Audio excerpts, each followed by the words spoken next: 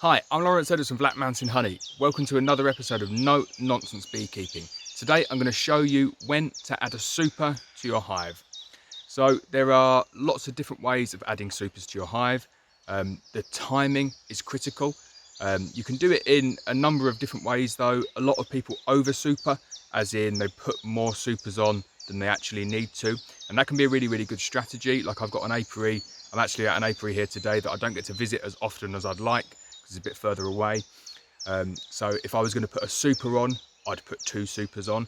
And there are negative effects that come with that, i.e. The cavity that the bees are going to be working in is going to be bigger than they're suited for. But at this time of the year when it's warm, you can kind of manage that a little bit. But if these are bees in your garden, or these are bees that you manage every single week, then you want to add one super at a time, and that's the really, really good way of doing it. So for the purpose of this video, I will show you that method, and that's it. It's going to be a really, really simple video. My rule of thumb is once the brood box is full by 80% of the frames, then you add your super. Now, some people go all the way, and I really, really don't like going all the way, because what happens is if you open the box up and you've got 100% of the frames filled, it's highly, highly likely that the outer two frames are going to be honey. That's just the way that bees set up their nests. So they have honey on the outer edges, and then they come in, and then they have kind of a mixture of brood and pollen. It tends to go honey, pollen, brood. Doesn't always work like that, but the outer frames very, very often, nearly always I would say, are going to be honey.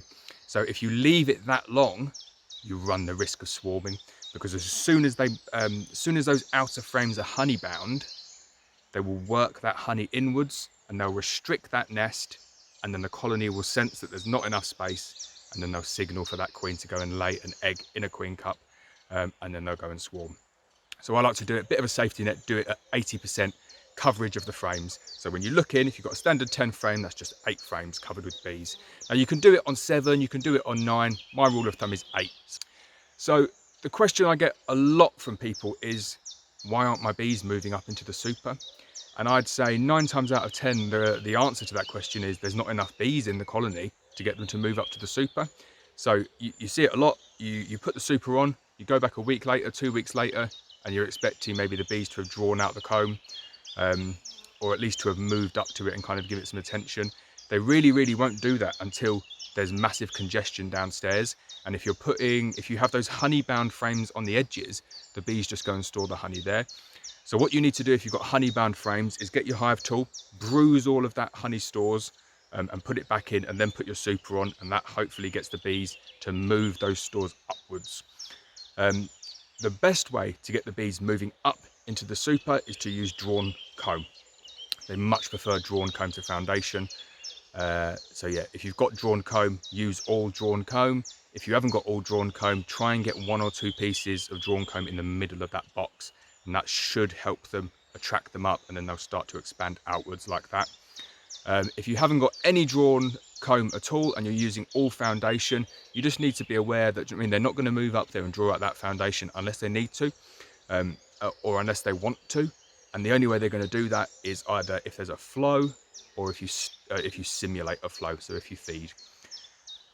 I'm really not a massive fan of feeding with supers on. I don't necessarily see the need for it. The reason you're putting supers on is to capture the nectar that's coming in from a flow. That's the only real reason for me for putting supers on. So if you put the supers on and it's just drawn foundation, you should only really be putting them on in a flow anyway.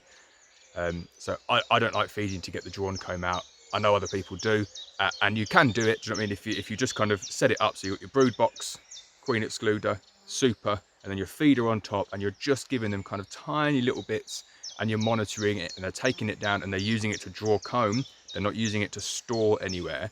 Then I don't see a problem with it, and it works well. The way that I set up my bees, though, it's not practical to do that. I'd have to kind of keep on going and checking every colony every other day, pretty much, to see if they're using that syrup to store, or if they're using it to draw. So let's get the hood on, and we're going to have a look at the bees. You'll see I've got the GoPro as well today, so we'll do a couple of close-ups, have a look at some of the frames as well. So this is my river site. This is the new river apiary. It's a really, really beautiful apiary. Hoping to target some of the late Himalayan balsam flows here. So I've got all the packages here, and we're building them up. It's kind of middle of June at the moment, and we're targeting those kind of early to middle of July balsam flows. Not sure what time they're going to come this year. Hopefully it will kind of come a little bit later, to be honest, because these guys still need to build up a little bit. But some of the colonies here are ready for a super, so I thought I'd do this video today. So this is the colony we're going to look at. It's on a 14 by 12 brood box. And as you can see, it's covering about 80% of those frames. Now, some people would say wait a little bit longer with that one, but I don't get to visit this apiary as often as I like. Once I hit that 80% mark, the supers go on. There's no risk for me here that it's going to chill any of the brood. Like, it's a really nice warm site. The weather forecast is good. They've got adequate stores, so it's a safe move to put that super on.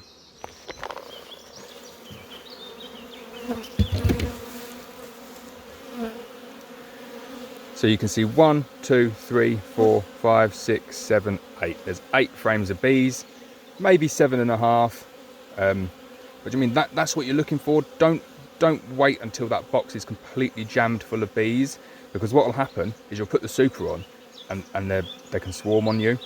You're much less likely to kind of develop swarming habits if you put the super on a little bit early. So like I say, rule of thumb, 80%. That's what I go for, and ready to place the super on this colony now. So when you're placing the super on the colony, like I say, always try and get a piece of drawn comb. Even if it's one like this has just been kind of partially drawn out, that will do. And you want to place that in the middle of your super. And then using Hoffman style frames, make sure the spacing is correct, and then put it on the hive. Obviously don't forget your queen excluder.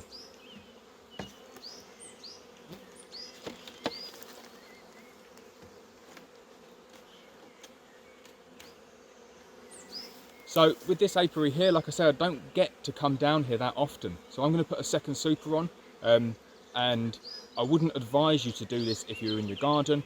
I mean, the same rule applies, yeah? So if you were going to come back here, I'd do your weekly inspections, and you want to wait until you see 80% of bees in the super, and then you can place your next super on. And then that way, the cavity that you're creating is fit for the bees. And that's what you're looking to do. That's the most optimum way of managing your bees. However, as I'm at this apiary and it's really, really out of the way, and I don't get to come to it as often as I would like, I'm going to place another super on now. And that buys me a little bit of time in terms of swarming.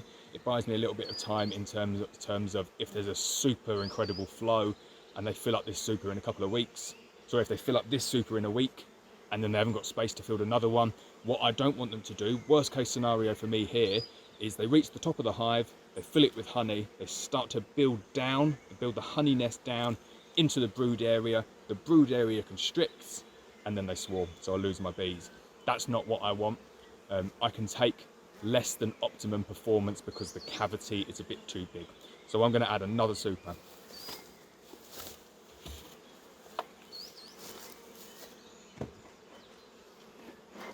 Same thing applies. If you've got some drawn comb, great, use all drawn comb. If you haven't, place one in the middle. But I mean, that box is more important to get them to move through that queen excluder. Once you've got them through the queen excluder, that's the battle pretty much won, and then you can just keep on adding those supers as that colony grows. Like I say, 80%, that's the rule you're always looking for. So if you've got a 10 frame box, 8 frames. If you've got an 11 frame box, 8 or 9 frames. It really doesn't make a massive difference. Don't get too caught up on the numbers. You want to see, ideally, the outer frames not used, and then that buys you a little bit of time. That's the rule of thumb that I use.